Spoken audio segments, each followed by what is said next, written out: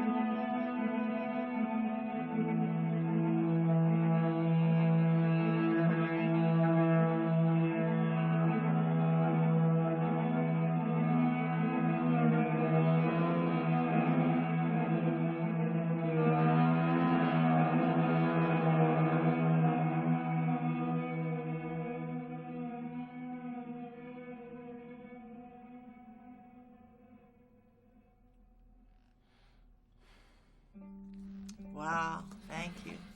And so we've been listening to Tony Selvage back again with us, and you just played the violin viola. Yes.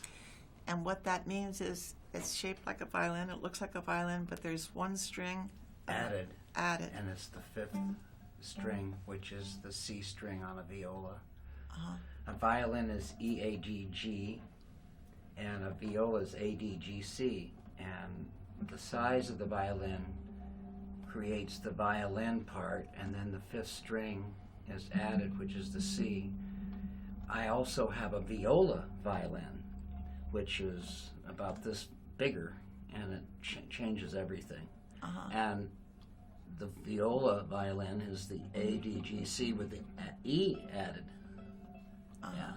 It's more difficult because it's not the same size. So and you've been doing this since you were 3 years old? Well, not this. I had started with a quarter-size violin. But yeah, this is a 5-string. I've been doing this for since the end of the 60s. Yeah. So you were how old at the end of the 60s? Oh, wow. I have to think. In my 30s, I guess. I was born in 39, 49, 59. Yeah, 30, I guess. Yeah. Okay. So you didn't, but you played when you were a child. Yes, I did. I did music classical. until you were 15 or so. 16, yeah. 16. I studied in California when I lived up Beechwood, and till I was 10, and then my parents moved to Seattle, Washington, and they immediately put me in the Corner School of Music in Seattle, and I studied really tough classical music till I was 16, and then my parents decided to move to Miami Beach, Florida, and Coral Gables and Coconut Grove, and she couldn't find a good enough teacher, so I quit the violin for 14 years. And then I started playing with my daughter, who's now 48. She was Kirsten, yeah. She's 48, just turned 48, and there was a guitar left in my apartment in Laurel Canyon, and it was my time to visit her because I eventually got custody of her. And she was hitting the guitar strings with a pencil and singing, you know, just making up her own little song, 1.5 years old. So I broke out my violin that I hadn't played, and I couldn't even bow and make the note at the same time. I had to crawl along with what she was doing. And yeah, and she was our lead singer until she was about 7 or 8. When you say lead singer, you had a band. Bakada, yeah. How do you spell that? B-A? B-A-K-A-D-A. Ba and Ka come from the Egyptian Book of the Dead. It means the outer soul, spirit universe, the inner soul, spirit universe. The Da is the now, like right here is the now. And when I watch a film, that's how I score it. I watch the film and make love to it. And I was just being spontaneous with my daughter, you know, hitting the strings and singing, and I broke out my violin, and that's what started me again. So I have to ask you, as someone who's been acting since I was 10, for money since I was 17, I could never stop for 14 years. I would go crazy. I would go mentally insane. How did you survive those 14 years without doing music? I dated a singer. She used to sing at the Tropicana and Sloppy Joe's in Habana, Cuba, when Batista was still there. And I was playing congas all the time. You know, okay, so you were still doing music. I got to play football and I got to play sports. I mean,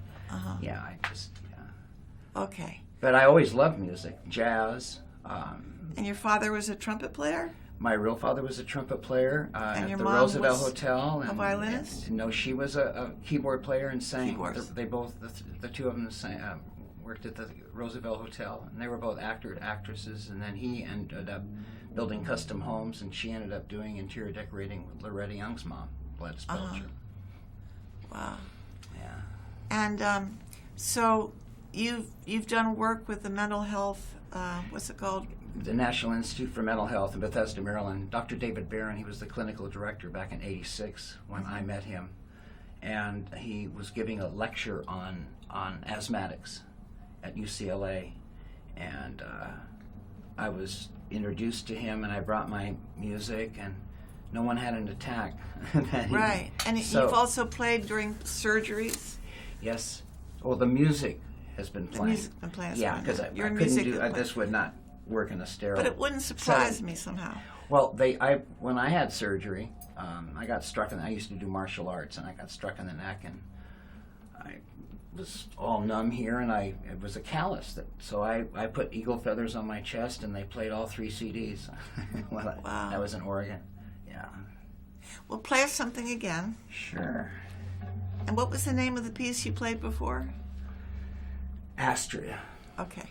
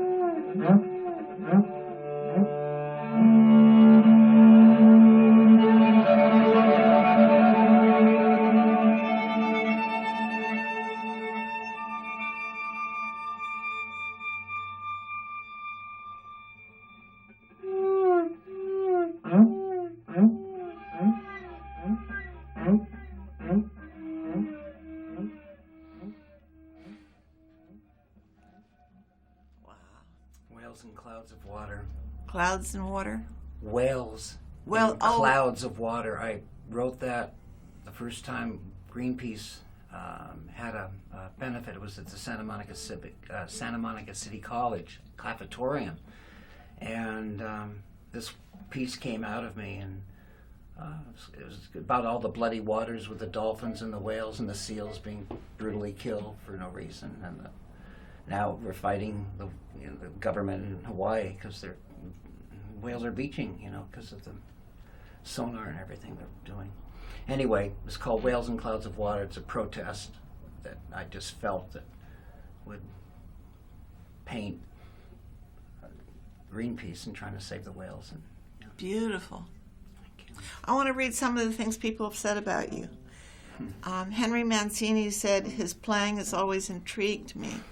Gene Houston said, the art and artistry of Tony is a love song between inner and outer space. The actress Cloris Leachman said, Tony is the Daniel Boone of healing music. Joe Sargent from Paramount Pictures said, Tony's music has the capacity to take me to the deepest parts of my being. That's pretty great. And then the Mayor Tom Bradley, Yes. You performed for. And I did. My friend Brett Livingston Strong from Australia, great artist. Anyway, he did a statue of John Lennon. Yeah, and it was unveiled in front of City Wall. 1981. Yeah, and I played Woman, and then I played a couple songs of mine, and yeah, it was an honor. And then we went to go see the Stones at the Coliseum that night. Wow. Yeah, it's nice. And what are some of the movies that you were involved with scoring? A lot of esoteric films, you know. But also Nightmare on Elm Street. Well, I did that with Don Dokken. That was, 1983? Yeah. Brent Lewis, I've been playing with him for years. He's lives in Joshua Tree, and we did a thing called Monkey Hip Gumbo and Mothball Stew and Rhythm Hunter, and he was involved with Natural Born Killers and JFK. Which I was in. Yeah, so yeah, I'm still. I wanted my first big, exciting film that I wanted to do was Jonathan Livingston Seagull. And that's when Hank gave me, God bless you, Hank, you know, I knew Jenny, and I've been playing with Christian for a long time. We did the Midnight Special and the Mancini Generation together. Anyway, he helped me meet the person that was scoring, and I don't know whatever happened to the film, but yeah, that was my big inspiration. And I ended up writing Richard Bach, you know, because I've read. Amazing. Yeah, he's great author.